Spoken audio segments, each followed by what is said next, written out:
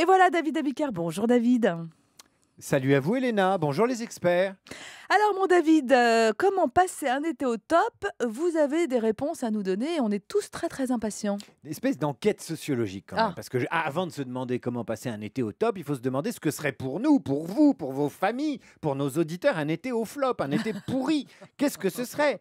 Des vacances ratées. En fait, les vacances ratées, ça n'existe pas. Ah. Alors, il suffit, pour s'en convaincre, de penser à ces fameuses conversations de bureau qu'on a dans les tout premiers jours de septembre ou éventuellement fin août, quand vous vous apercevez que tout le monde a été au top pendant les vacances. C'est absolument incroyable. Ouais, c'est vrai. Tout le monde a réussi ses vacances. Prenez cette conversation banale à la machine à café entendue par tout le monde. Alors, je fais. Alors, vous êtes allé en Écosse? Et vous répondez, oui, c'était génial. Machine à café. Et là, bien entendu, on vous demande si en plus d'être allé en Écosse, vous avez eu du soleil. Bah non. Et vous répondez, écoute, on a eu un bol monstrueux, on a eu les 3 jours où il faisait du soleil sur les 15 jours où il faisait un été pourri. Ouais, d'accord. C'est toujours comme ça. Un autre exemple. Alors, ces vacances en Andalousie, ça s'est bien passé. Et là, votre interlocuteur rajoute, vous n'avez pas eu trop chaud, la cuisine n'était pas trop grasse. Ouais. Et généralement, vous répondez, écoute, on était au bord de la mer et avec l'air marin, on n'a pas eu du tout du chou. Non, Ou du tout chaud. Non, et on a mangé des bonnes salades, pas Et trop voilà, grasses. comme ça. En fait, avec ces deux exemples vécus par la plupart des Français qui partent en vacances, je le précise, vous vous apercevez que vos amis, vos collègues, ils ont toujours des super vacances et que les vôtres sont également d'énormes réussites. Et c'est sous la torture que vous pourriez seulement avouer que vos vacances ont été complètement ratées.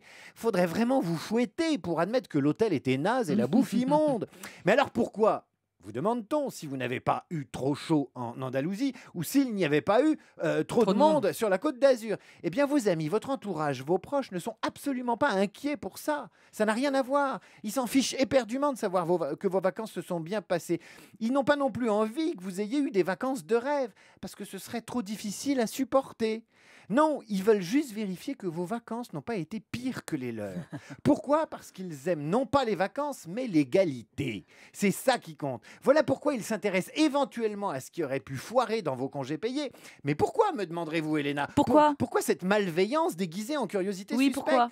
Tout simplement, et c'est la conclusion de cette chronique, parce qu'il ne suffit pas d'être heureux en vacances. Encore faut-il que les autres aient raté les leurs pour savourer pleinement les nôtres. Bon, alors ce que je vous propose, merci beaucoup David, c'est d'être heureux tous ensemble pendant les vacances, où que ce soit et avec qui que ce soit. À tout de suite avec les experts Europe One. Non, David? Tous ensemble, tous.